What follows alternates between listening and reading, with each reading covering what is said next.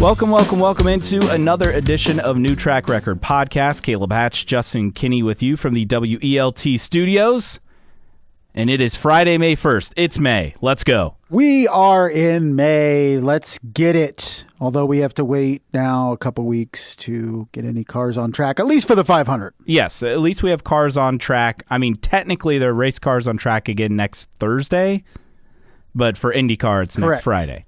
So, I mean, we're in the window, and the window looks good. And despite the crummy weather we have had the last several days, which is like you never really know what to expect at the open test. No, you know, it could be 30 and sunny, it could be 80 and raining, or everything in between.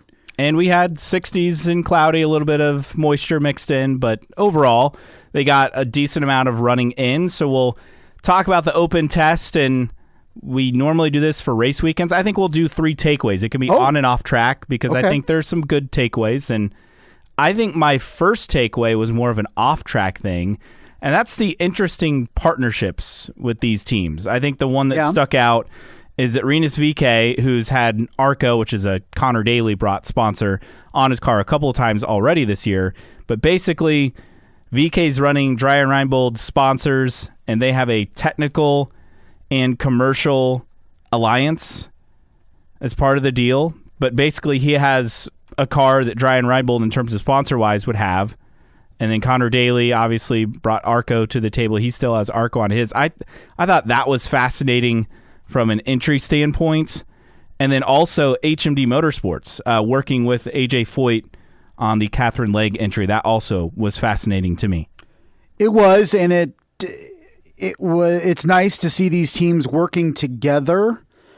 Unfortunately, I think we're in a position, though, that these teams have to work together for some of these entries. But it was definitely interesting to see, and we'll see how those relationships evolve through the month and also going forward, I think, because I do believe that there is opportunity there potentially going forward. So, it was especially Catherine Legge's car. I feel her livery ought to all of a sudden jumps into, in my opinion, the top 3 liveries for the 500. I don't know about you if you have it that high either. If we're going Indy 500 only, so that like excluding Kevin Simpson, which is automatically going to be top 3 regardless. But yes, I think that livery's good. I mean, you can't go wrong with Scott McLaughlin's Pennzoil car, for example. No, not the Yellow Submarine. That's only Johnny Rutherford. That's not a Penske car. Right.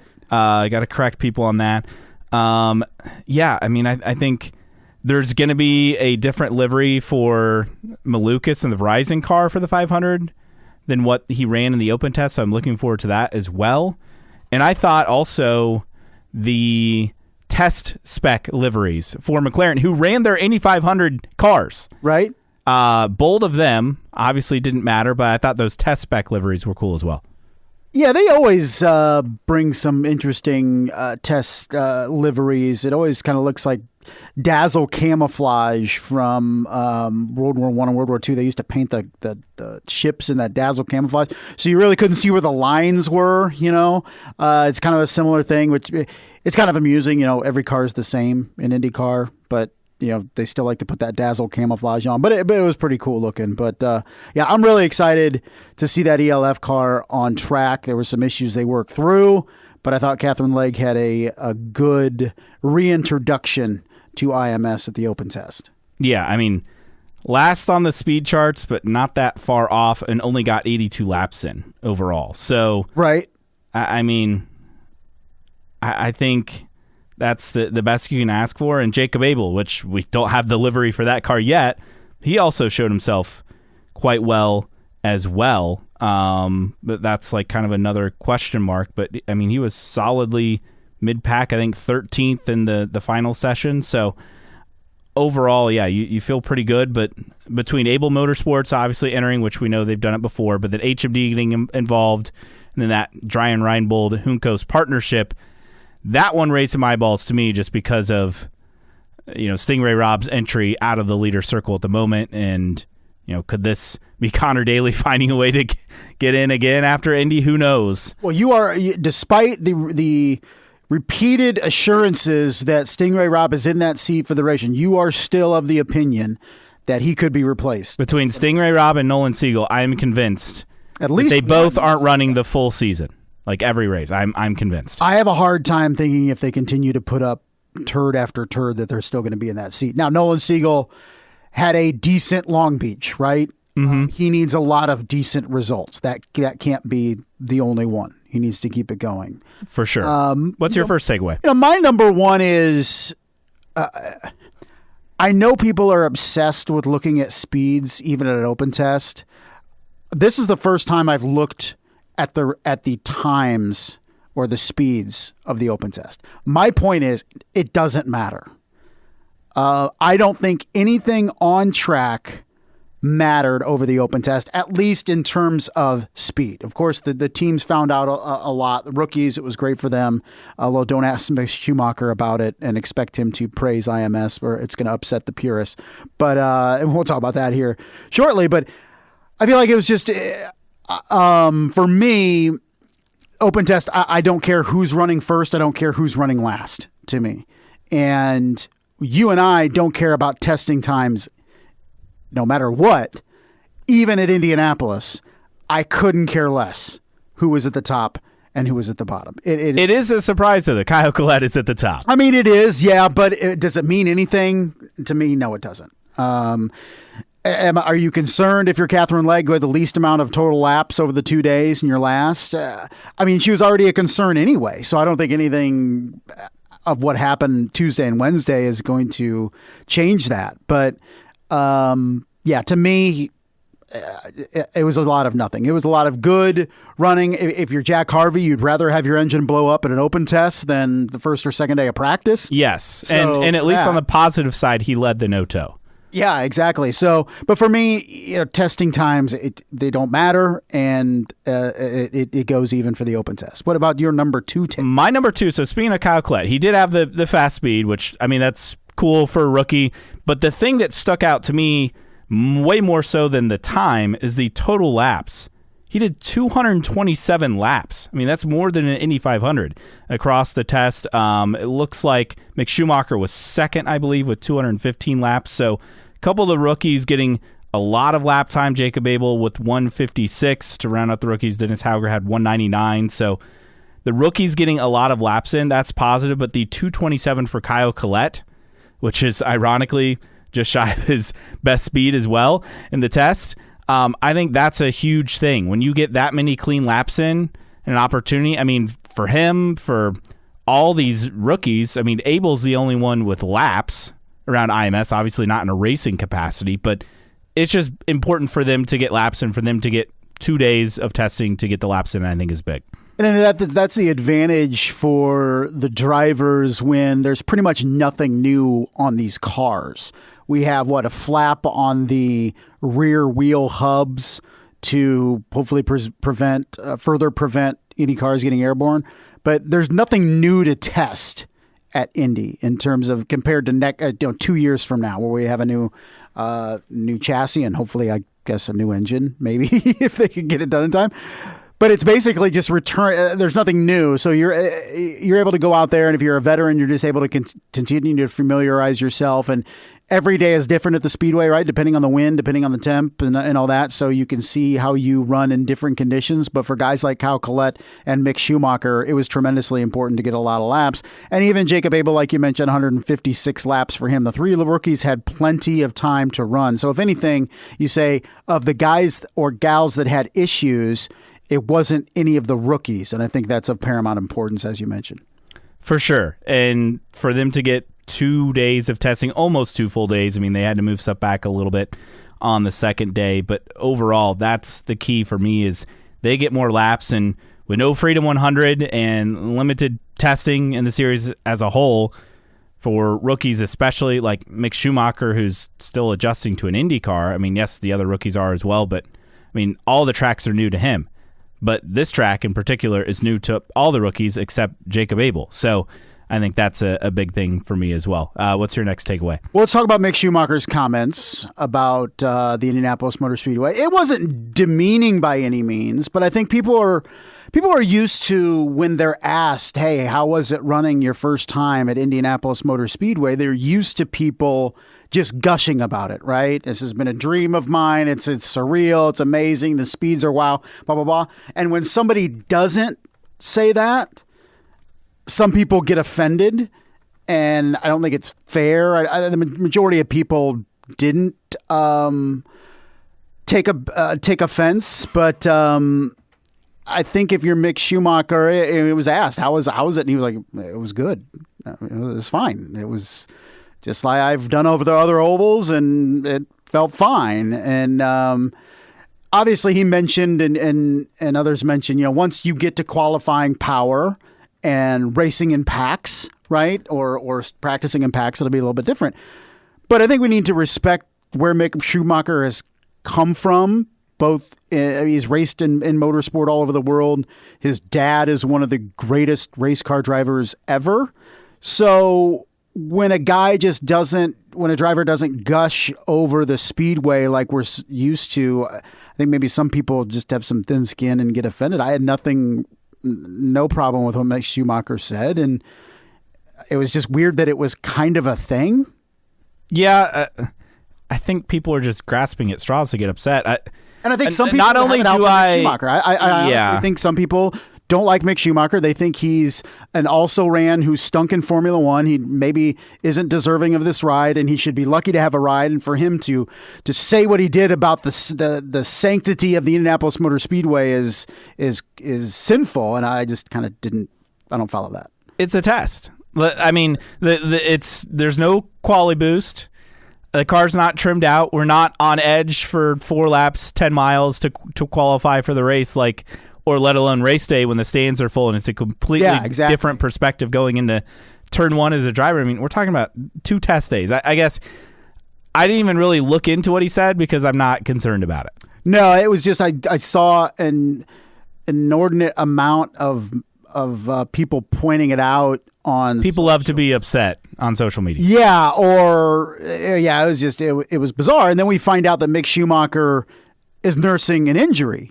Yeah, well, which broke his wrist at St. Pete. What? Which is like, wait, what? And so kudos to Mick Schumacher too for racing since St. Pete with a broken wrist. So kudos to him. I've said it, since the beginning of the season. I'm rooting for Mick Schumacher, and I feel like he was kind of maybe unfairly treated by some who really hold the speedway in such high regard that if anybody doesn't bow down and give it praise, that there's a problem. So that was kind of weird. What is your number 3 coming out of the test? How about the wildlife making an impact on this test? Since when are we in the backwoods? I mean, the creek's been redirected under the track, under some of the grandstands. They've, there aren't trees around the speedway like there used to be, right? Or outside the speedway, let alone. I mean, but yet we have Romain Grosjean striking a bird, upsetting PETA in France, and getting them all in a hubbub. Like he had the aero screen, obviously, had control of it. Another bonus for the aero screen there, and then a fox ran on the track. Was that turn 1 or turn 2? I don't remember which one it was. But Takuma Sato drove by, and then they went back, showed the clip, and there was a fox running Good thing up you the didn't track. Hit a fox, right? Hitting a bird is one thing. So hopefully the fox was okay. I don't know if this is IndyCar on Fox, trying to do some sneaky promotion. I mean, I don't know. But overall, the wildlife making an impact, not on my bingo card for the open test. I mean, we've seen squirrels. There was a snake a couple years ago. Snake, right? I know this isn't the first time we've had a fox, but still, this is not like Pocono, where you're in the hills and you're surrounded by woodlands and forest. Indianapolis Motor Speedway, part of its charm is because it's smack dab in the middle of a neighborhood, right, and adjacent to Speedway, Indiana. It's in the middle of a metro area. And so for foxes to just be around, look, it's a cavernous facility, right? Should we go through what we can fit inside the Indianapolis Motor Speedway? Or we'll we'll put that off for now. But it was pretty bizarre what we saw. Maybe it's just the beginning of the wildlife takeover of the Indianapolis Motor Speedway here as we get through the month of May. And then your final takeaway on the test? Oh, final takeaway. And maybe we'll talk about it a little bit later about the need or the desire of the open test. But I do like the ability to talk to drivers with not a lot on the line, because once Tuesday practice hits, it's all business, right, in Indianapolis. And so to have a couple days where, especially with the interviews that we were able to get on YouTube, I thought were pretty cool because drivers are still fairly at ease. And I think one is because we're still a sizable amount of a couple weeks away from qualifying weekend. Two, I don't think you can put out that the feeling of comfort from drivers is because they don't have to compete to make this race either. And so I do kind of like we see maybe a side of drivers we don't always see, especially at the biggest race in the world, or at least the most famous race course in the world. So I thought it was pretty cool. The coverage I thought was fantastic, and kudos to IndyCar for putting it on. I saw, just like people complaining about Mick Schumacher, too many people complaining about the ads that would pop up. I mean, it's 5 seconds and then you click off, and then, I guess you got a 6 hour, 7 hour each day on YouTube. They got to try to make some money off us, but they could have easily charged us to watch, right? So yes, that didn't bother me, but I felt just the overall casual nature of the test was welcoming, and anytime we can get these guys kind of off the cuff and discuss some things, I think is good. Speaking of the casual nature of the test, so Christian Rasmussen interviewed not a fan of the nicknames Rasmanian Devil or Sultan of Sketch. Really? Yeah, not a fan. He's not. He just likes being called Raz. Now, that was interesting because one of the cool things they were doing on YouTube, and no, we don't engage in the discussion that is on YouTube. Certainly not. It makes the comments on Racer look like well, Racer, I think, turned off their comments. I don't know if you noticed. Long time coming. Yes. But they did put up a poll. They kept doing polls. I enjoyed the polls. Yeah, and that was one of them. Which do you prefer for Christian Rasmussen? I didn't know they asked Christian Rasmussen what he prefers to be called. But, yeah, Raz is fine with me.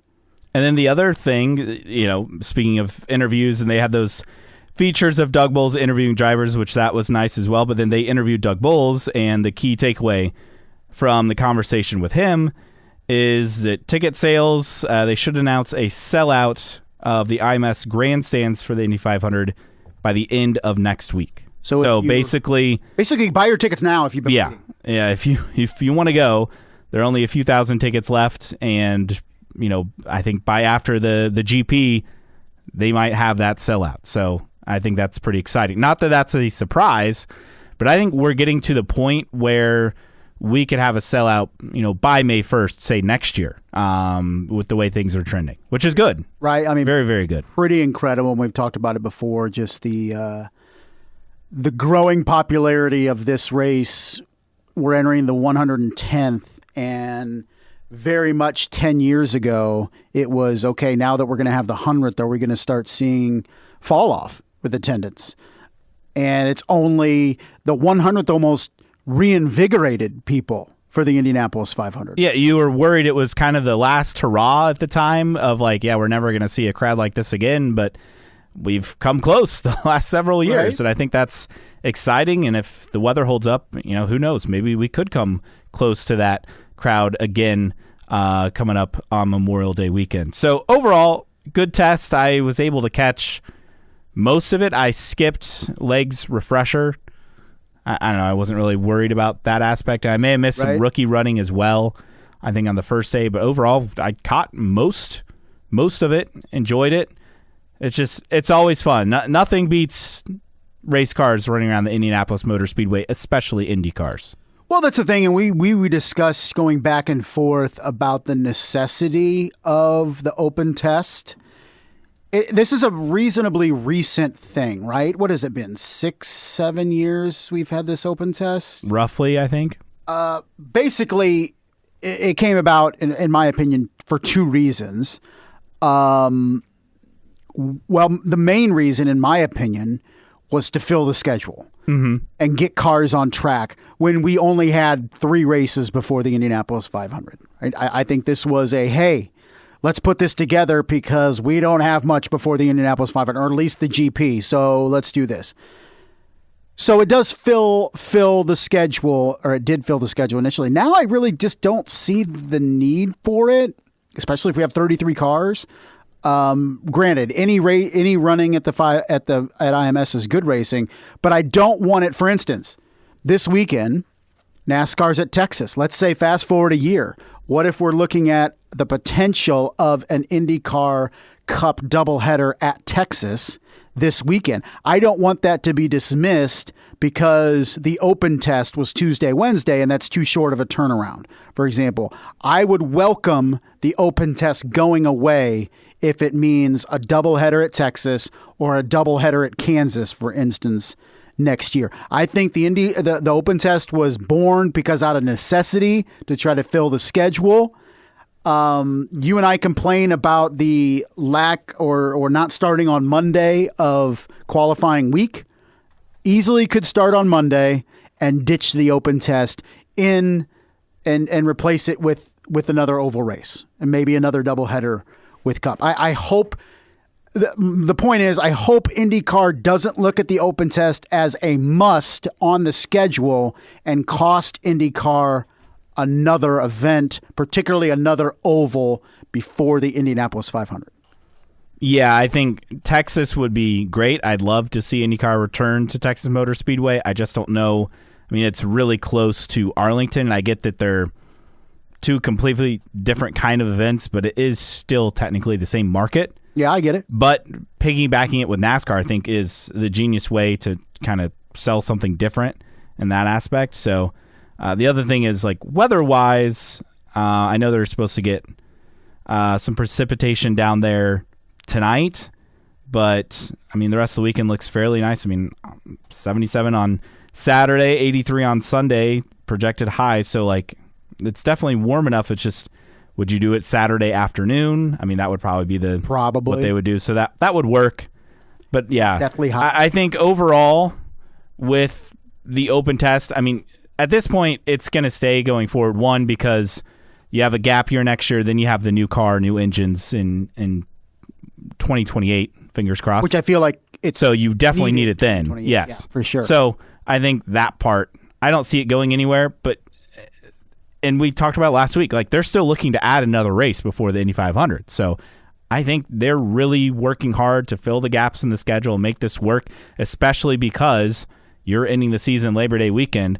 Look, there's no reason why we can't have 18 to 20 races every year. If things are, have 1 to 2 races piggybacking off of NASCAR, maybe a special one-off event, each season somewhere. Like this year, obviously, DC.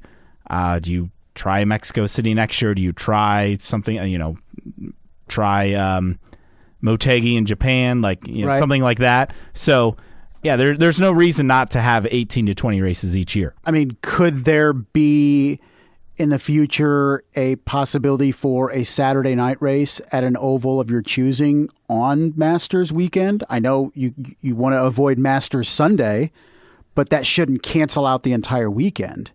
So that's a possibility. Of course, you need the right oval at the right time and blah, blah, blah. Easier said than done. But, you're avoiding Masters weekend. You're avoiding Mother's Day. And I just don't want the open test to be another reason why you can't race in the week or two before the GP. For sure. All right. So that's the good stuff. We want to talk bad stuff? Well, we want to talk IndyCar's decision to limit non-chartered entries outside the Indy 500 at the end of this season. We saw this coming, but it's still disappointing. Yeah, it felt inevitable. I mean, and even like they've teased it. Sorry to cut you off. They teased it. Like Doug Bowles even said way back I think in February, and Joey Barnes of Motorsport pulled the quotes in one of his stories, but he said, Doug Bull said, my guess is that when we get to 2028, we'll be at a point where 27 is probably the number that we have, with the exception of Indianapolis. So I guess not really a surprise overall. It's still disappointing because it's such a big ask for teams to have their first race be the Indy 500, especially if there's no guarantee of them qualifying. And I understand you have pit lane limitations like at Mid-Ohio, but Toronto's not on the schedule anymore. Right. So, I mean, you're racing at Markham. So, I mean, to me, the one issue is pit lane at Mid-Ohio. I mean, that's like, is that enough of a reason to limit across the board? I mean, that's what IndyCar's decided.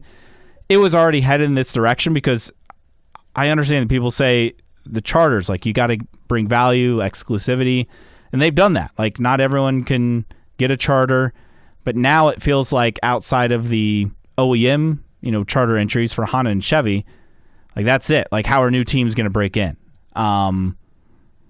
Maybe next year we see bumping, and maybe bumping in a big way. In fact, Zion Brown of IndyStar.com, their IndyCar Motorsports beat reporter, basically saying he expects bumping to be back next year, and not just bumping, but bumping in a bigger way, which is a positive sign. He said bump day might, someone said to him, 2027 bump day might rule, given it will be a lame duck chassis, and he said there's a high possibility of this. Look, that's it for this car, hopefully, right, in 2027. So 36 entries, I mean, bumping at a minimum should be expected. 36 entries should be really kind of the bar, and maybe we have more. And I think, well, you still got to get them engines, though. That's the problem. And if we can't get teams like Able and HMD and who else am I forgetting? Well, I mean, Dryer and Reinbold's the given. Dryer and Reinbold. I mean, if Cusick wants to get back in it and partner with someone, like,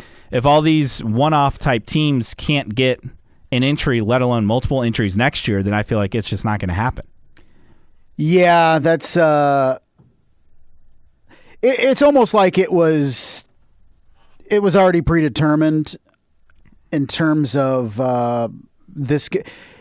It felt that way even if it wasn't announced, is kind of what I'm saying. And what I would like to see is, okay, if that's going to be the rule, which I understand, I would love to see more support going to one-off teams.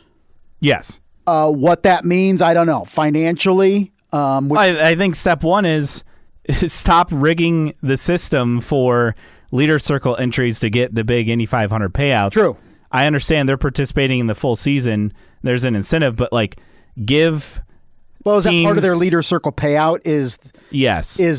That's my thing is, and that's kind of maybe IndyCar finds a loophole when they announce the purse for the Indianapolis 500, is like some of that money is money that full-time teams are getting anyway because of the leader circle. Yes. It's not Indy 500 only money, is kind of what I'm saying. That's the way I understand it. Like, but you need to give teams an incentive to enter the race. I mean, allow them to break look even at if they enter the race. If they make the race, they break even. That would Can you make be great. that happen? I mean, think about how hard that is, though, to do, because so you have the engine leases, which, I mean, I don't know how much that runs for the Indy 500, but it's probably $500,000 for an Indy 500 only engine lease. You have the tire bill. You have, staffing costs. And that's going on. And then you hope you have a sponsor who's paying you a minimum of $1.5 million and probably closer to $2 million just for the 500. And maybe that's a product of, hey, bigger TV ratings, more sponsors, and we talk so much about sponsors with the full-time teams and the series. Maybe there's more lucrative sponsors that will be interested for these one-offs. Look, if we have TV ratings similar to what we had last year or better, so if, say, we're getting, 7 million or more viewers, again, that's going to be a huge thing in terms of selling sponsors. And that's, look, that is the fix everything solution is just better TV ratings, and so far up 44% over last year through this point. I mean, that's massive. Yeah. And we've not even had the Indy 500 yet. And if the Indy 500 can deliver a halfway compelling race, which unfortunately we have our doubts, this hybrid car is not. I mean, we only have one example, but it was not a banger compared to 23 and 24 pre-hybrid at the Speedway. But there's an opportunity here, and I guess the TV ratings maybe is the cure to fix everything, because you look back in the day, the Indy 500 had massive TV ratings, so you were going to try to make the race. Like, that was a big deal, and we need to get back to that to feel like it's fully back. And maybe that's something we overlook when we talk about the lack of one-offs, is the lack of interest in recent years, and we're seeing the pickup. But I think 2027 could have a healthy number, but then you hit reset and you wonder how many one-off teams, even Dreyer and Reinbold, have it in their budget to purchase new chassis. And it's going to depend on when those go on sale, right? Because the priority is going to be full-time teams. So let's say fast forward to 2028, if we're in, let's say, February, March, and there's a limited amount of chassis, then one-offs are going to be last on the list, right? Because they got to fill the orders for the full-time team. So basically what I'm saying is expect in 2028 to be back at 33 cars. Yes. I think next year you could have bumping, and that's nice and all, but it's not going to be the start of something new, because I think 2028 you're hitting reset. So for me, I would like, okay, if this is the rule and there's no one-offs anymore for any races other than the Indianapolis 500, make it as easy as possible for one-offs to try to make this race going forward. And I think there's a lot of focus on chassis because it'll be new chassis moving forward, but we got to do something with the OEMs, because either you stipulate in the rules that they must supply a minimum number, which isn't fair to them because they're losing their ass on every single engine. Yes, but in order to have bumping, they must supply a minimum number and say that's 18 each or whatever. I mean, the problem is we would have had bumping this year, but the F2 schedule got turned upside down because of what's happening in the Middle East. So Herta's out, and then that would be 34 right there. Now, would we have had Catherine Legg get an entry? I think so. That's my one. That's my question mark, though. Yeah, because everybody's like, well, we would have bumping if this car was like, but maybe we don't have Catherine Legg. Like, would they have worked because she had a sponsor and an engine, but would she have gotten a team? Whereas before it seemed to be she had a sponsor and a team, but not an engine, like last year, right? So, like... Well, and make no mistake, HMD is being paid to help run Catherine Legg by the IndyCar. So, and IndyCar needs teams like HMD and Dreyer and Reinbold and Abel and whoever else wants to move up from lights to make a legitimate, bumping scenario. But you also need to give them, as you said, incentive. Like the payouts need to be bigger just to make the race. I think that's something that they haven't really, like, they've increased the top end significantly, but the bottom end just to start, I mean, I forget the lowest amount, I want to say it was like under $200,000, like that in prize money. That's simply not going to cut it. Which the cost of an engine lease and tires and all that is well above that. I am of the opinion that the only way the Indianapolis 500 would have had bumping this year is if both Prema cars and Colton Herta were running in this race. I don't think Catherine Legg is entered if Prema is around or Abel. Or Abel. I don't think either one of them is in. The only reason Abel is in my opinion, is because they know they're locked in the race. And I think Catherine Legg, IndyCar had to pay HMD. HMD would not have done this on their own. So to me, people say, well, we would have had bumping if we had these. No, I don't think so. Unless you had all three of the ones that we expected, both Prema cars and Colton Herta. The one positive of this new rule, and it's tucked deep in Marshall Pruitt's article on Racer.com, is, who's going to get that Chevy, entry, and it's not what you'd expect. So the way that the rule is set up is that Chevy and Honda can only choose teams with less than 3 charters. So we already know Honda's going with Shank, and that will be their third entry. Yep. But so for Chevy, that means AJ Foyt Racing, Ed Carpenter Racing, and Juncos Hollinger Racing are the options among full-time interests. If Abel, Dreyer and Reinbold, HMD, etc., they enter a car. It's highly unlikely because they would only have one charter and they could only enter that one car in every race. So say you do one car in every race and then have two cars for the 500. I mean, that's a best case scenario. But overall, look, it's going to one of the full-time teams. It's not going to correct. It's not going HMD or Able or Dry Reinbold, etc. Exactly. And look, 27 cars is more than enough, in my opinion. Yes. For every race outside the Indianapolis 500. It's just the rule itself. It just bothers me. The part that bothers me, and Michael Shank, who we've had on the podcast, and it sucks that what he did with his team is now no longer a viable option moving forward. And he said in a story, it's just natural, I think, to want to create an environment like that for owners to gain value. And the way you do that is by limiting access. And that's what we did here, and it's worked for a lot of other people. But, like, I guess the part I'm having a hard time with is... Would he have gotten an IndyCar? Remember, he tried before previously, and he couldn't get engines. Get engines. So, I mean, he benefited from the system, as did a lot of these other teams. And now the IndyCar has stability in terms of teams for the most part. I know people will say, well, Prema and Carlin come and gone. But that's how it used to always be. Like, that was racing. I don't like the charters for NASCAR. I don't like charters for IndyCar. I don't like charters for F1. Like, why do we need to supposedly increase value? And I'm using air quotes because I don't actually believe that it's true.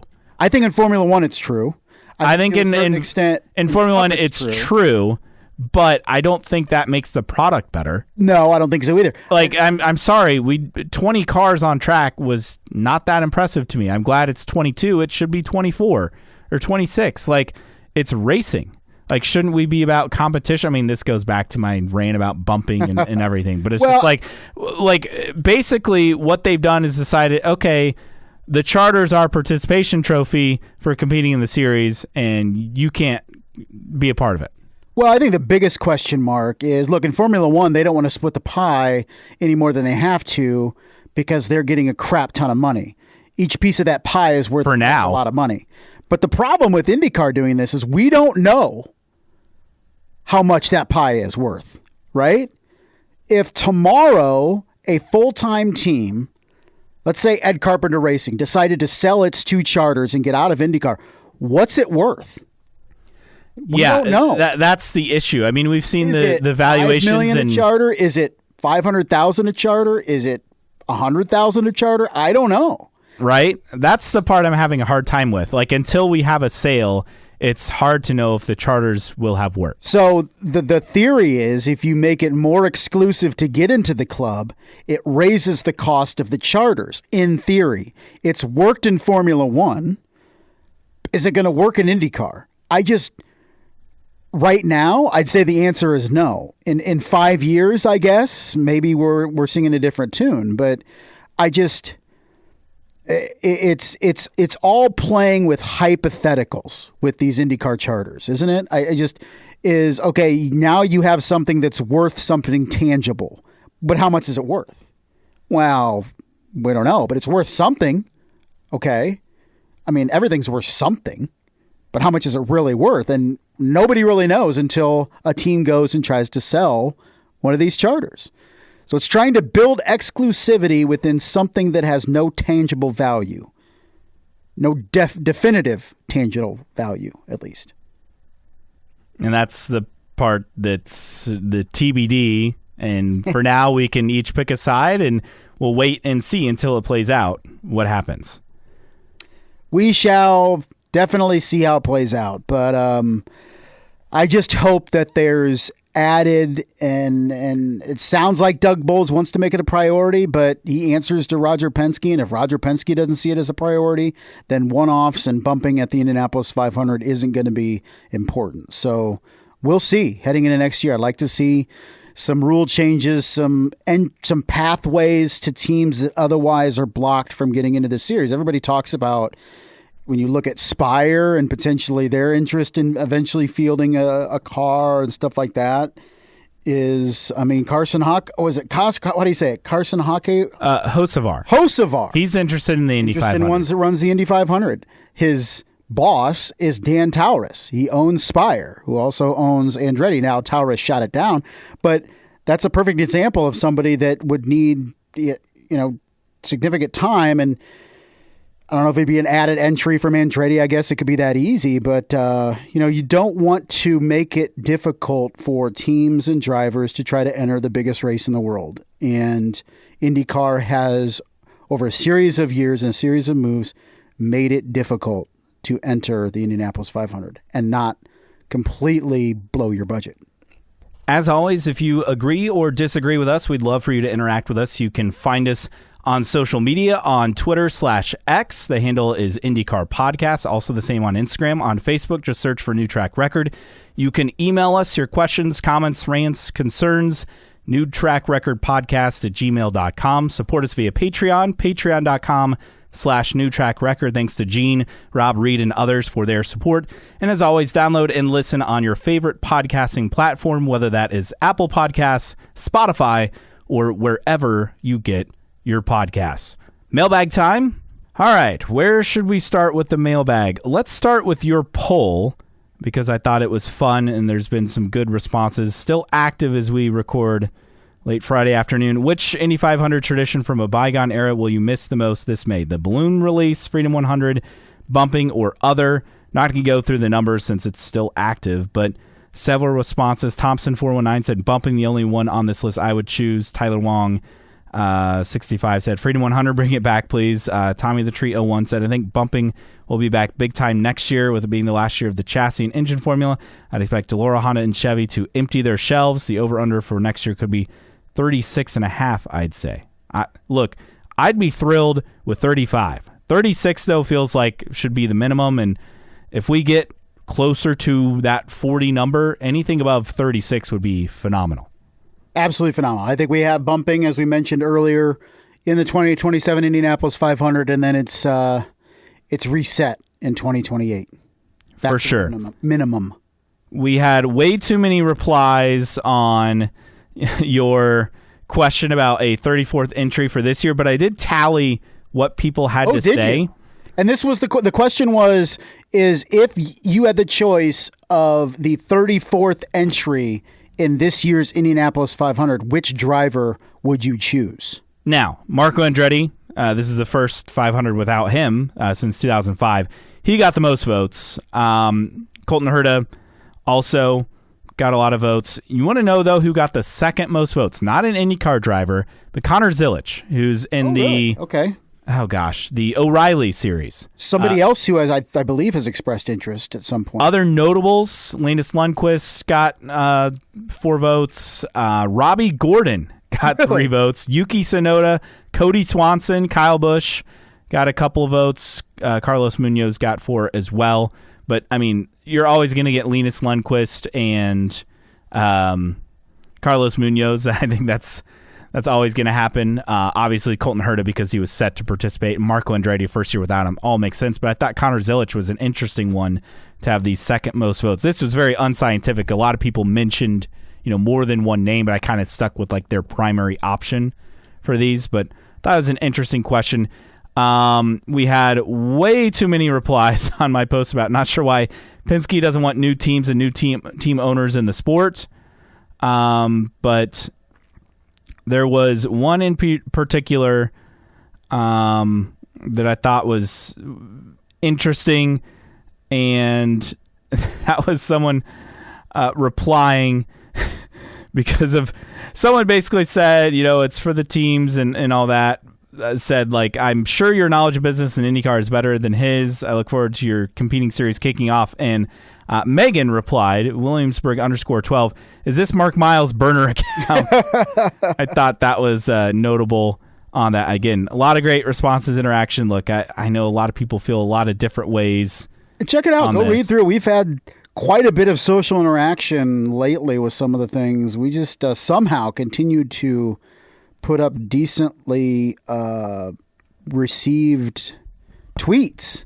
Yes, we're on a high right now. We're rolling right now. I mean, just the after the announcement that no more one-offs for races outside the 500, we put up the RIP Prema 2025 to 2025 that at this moment has 478 likes on Twitter. So if you don't follow us, get on and follow us because apparently people have liked our stuff lately. Yes, we appreciate it. Yeah. Not as witty as we come off on social media, for sure. No. And then Lynn_IndyCar letting us know the Parkside cards are back online at the IndyCar store. In fact, info is supposed to be dropped today, May 1st, via their Facebook post, but so you can get the 2026 collection as well. So the 26, like you can buy all of the cards? Is that how it works? I don't know if that's exactly how it works, but the collection's available. Gotcha. I think the boxes have been available for pre-order for quite some time. Couple from Snarky Moose, S2000_Moose. I agree with Marshall Pruitt when he says that in order to have bumping, you need entries, and in order to get entries, you need a system for enabling Indy-only entries. So here's my idea. Indy-only teams who file entries with a $3 million check per car escrow for race expenses like car and engine by February 15th gets an entry. The team can't close on a car and engine on its own by March 15th. IndyCar would assign them a car and engine. Can we do that? I mean, I feel like we could do that next year. Do that. I just the $3 million is a lot of money for a team to come up with. Yes. And then the final thing, so we talked about Stadium Super Trucks at Long Beach and Hunters Way 67. Said Super Trucks were there for the race weekend. Big hit with fans. IndyCar should bring Stadium Super Trucks to every race. I mean, I would love to see. They've done it on an oval, right? Didn't they do it at TMS? I want to say one time. When they were I mean, with the jumps, like Stadium Super Trucks are great. People wanted Robbie Gordon in the 500. I just put him in a Super Truck. Yeah, and have him do the 500 for sure. Add some jumps. Yeah, add Hoops some jumps. of fire. All right, that's the mailbag. Let's get to news and notes. First off, Alex Blow landing a multi-year contract extension with Chip Ganassi Racing. Good for him. Yeah, I guess he deserves it, doesn't he? Yeah, yeah. One could say. And then I don't know if you saw all the clues all over social media from drivers and teams, but Alex Blow, for example, was in Juan Montoya's 2000 Indy 500 winner car. And Joseph Newgarden is in an old car. Scott Dixon. Yes. So we're going to have a really cool Fox pre-race feature with drivers in old Indy 500 winning cars. So looking forward to that. Dennis Hauger, a new race engineer. It's a Siegel, not Nolan, but Ben Siegel. Okay. Will be the engineer for the remainder of the season. The pace car is set. The Chevrolet Corvette ZR1X pace car, top speed, I believe, of 233 miles an hour. And it has the split, it's like white on one side, black on the other. It's interesting. Pretty sharp. Elsewhere, we have,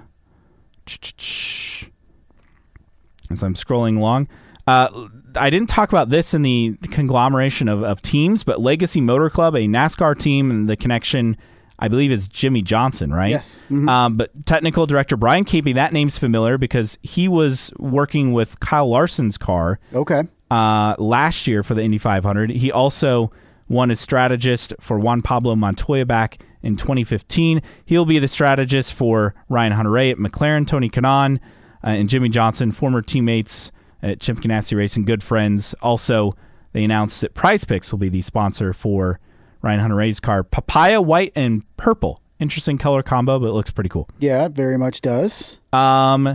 Also, speaking of cars, Monster Jam. Did you see this? They're going to try to break a record during qualifying weekend. I did see the teaser. I never did see the entire story. So we'll see. I don't know. I assume a big jump, obviously. This is cool. Former F1 team principal Otmar Safenauer is eyeing his own team, whether that be in F1 or IndyCar. And obviously, the question in IndyCar is the whole charter situation. So, I mean, if he's interested, I would hope he'd be able to participate, but he's certainly interested. However much a charter is, he would be able to afford it. Yes. For sure. That is true.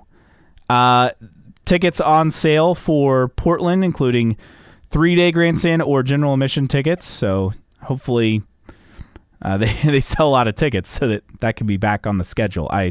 I'm worried that may get cut after this year, so we shall see. Hope not. Hope not. The Racer mailbag, taking a look at the notes from that this week. Got to pull up Wasn't much in there this week. No. About 100 DW12s total. Callum Ilott owed a significant amount of salary from Prema as well. So those are the two main takeaways from the mailbag. I mean, look, when you have that many chassis and, how many are unable to be raced, they're show cars because of, damage in a crash. Right. I mean, I think McLaren had something like, I think they may have like 12 chassis or more. I mean, a lot of these teams have 3 chassis per entry. You have your 500 entry, you have essentially your oval car, and then your road course, street course car. Obviously, the other opposite is the backup. So, I mean, we still have 100. Is he saying 100 chassis still available or 100 built total? I would say 100 built. I would say 100 built as well. I don't think it's 100 currently. I think it's 100 total. Also, speaking of Delora, IBM and Delora formed a new collaboration to use AI and quantum computing to further race car vehicle design. So early results, this pulled from Adam Stern, show engineers able to evaluate more designs quicker and earlier. AI has decided that the Delta Wing is the prototype of IndyCar. Oh, man, could you imagine? May 1st, okay, we're supposed to see the new car this month. Yes. So looking forward to that. And then a couple other quick notes. This from Chad200.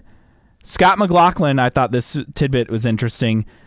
Indy 500 only taking place on May 24th 6 times, not counting this year. Half of them won by the number 3 car, 4 of the 6 won by Team Penske.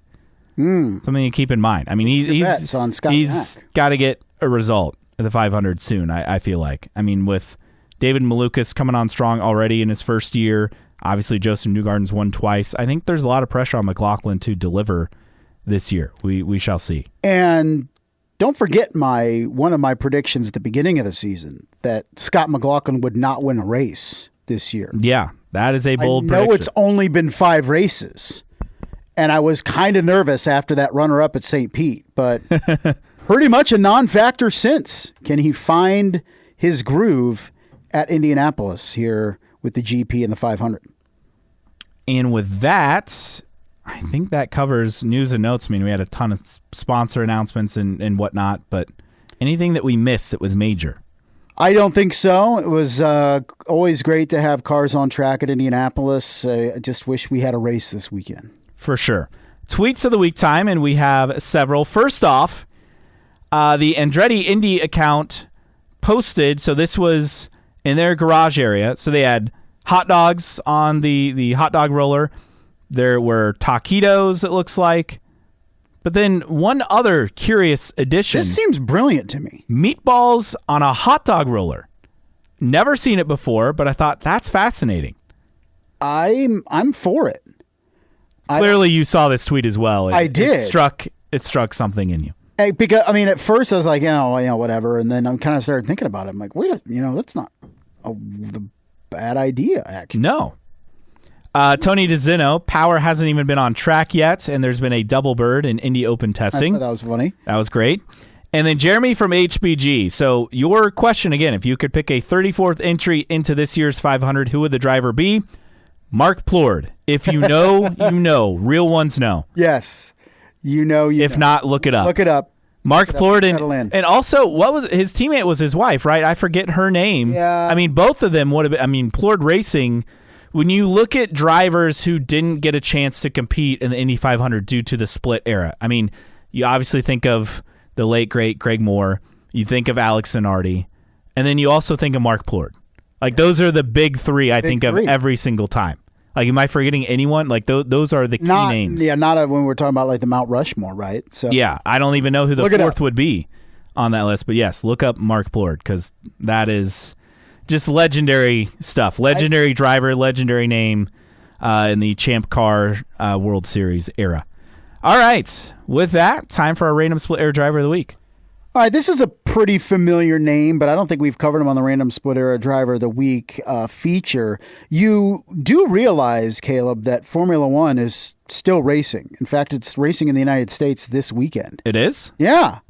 after being off for 5 weeks. Zero buzz. Formula One is at Miami. If there's any buzz out there, it's not existent to us. But somebody that started 91 races in Formula One between 2004 and 2012 with some banger teams, Mr. Timo Glock. Ah, yes. The German, right? Yes, was of German descendants, was born in, 1982, same year I was born, and raced 91 Formula One races. Between stints in Formula One, he spent a single full-time season in 2005 in Champ Car, where he raced for Rocket Sports.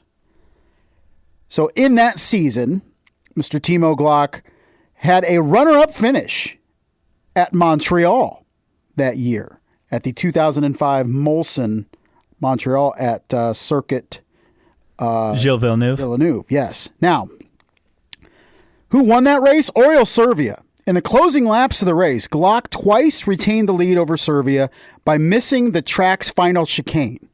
As the rules require drivers who gain or retain a position by driving off the racing surface to give way, Glock was asked to move over by Champ Car officials and let Servia take the lead. He did not oblige until midway through the final lap, giving him enough time to try to take the lead back, but to no avail. Was runner-up to that race to Servia. He ended up finishing 8th in the final season point standings, won the Champ Car World Series Rookie of the Year award. That was in 2005. He did not spend any more time in Champ Car. He went to GP2 for a couple seasons before landing back into Formula One in 2007. He was a test driver for Sauber in 2007 and then spent time with Toyota Racing. They were terrible.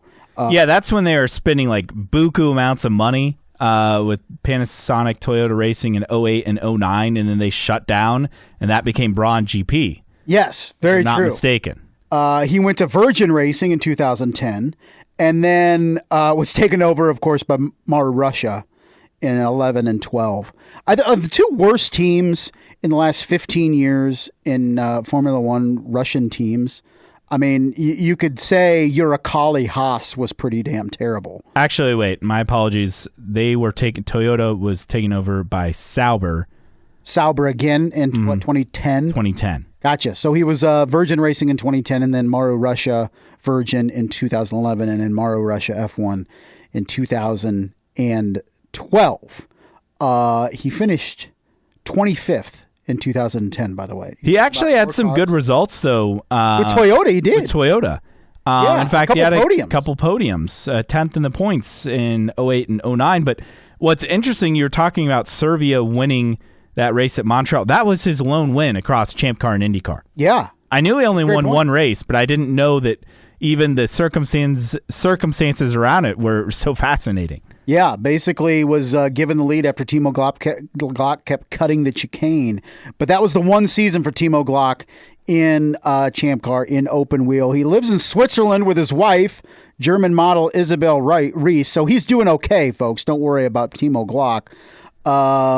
He is neighbors and close friends with, how do you say this, guys? Heikki Kovalainen. Oh, Heikki Kovalainen? Yes. Yeah, former F1 driver. Yes, raced with Renault and I think Caterham, maybe even McLaren. So he still is involved in motorsports, hanging out. He was a broadcaster for Formula One in the late 2010s. I think he was on Sky Sports for a little bit in the early 2020s. But Timo Glock's still kicking it, still only 44 years old, which, we feel like the split era was so long ago, and it was, but you had a lot of young dudes. Yeah, a lot of guys who only raced 1 year in Champ Car, especially during that era when it was the true Champ Car era, dominated by Sebastian Bourdais. I mean, that was year 2 of his 4 straight titles back in 2005. But the thing is, the grids were small, but the talent at the top was pretty good. And Glock was obviously talented. He had a pretty good run for his one season. But, it's crazy that It's been 21 years. Right? He's still only 44 years old and still actually does some touring car driving in Germany.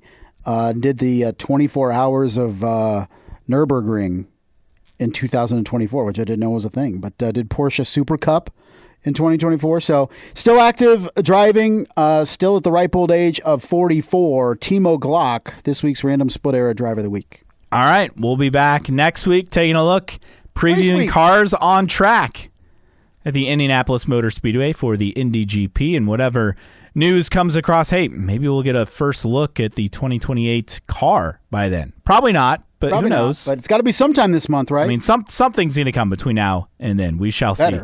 For Justin Kinney, I'm Caleb Batch. Thanks for joining us on another edition of New Track Record Podcast.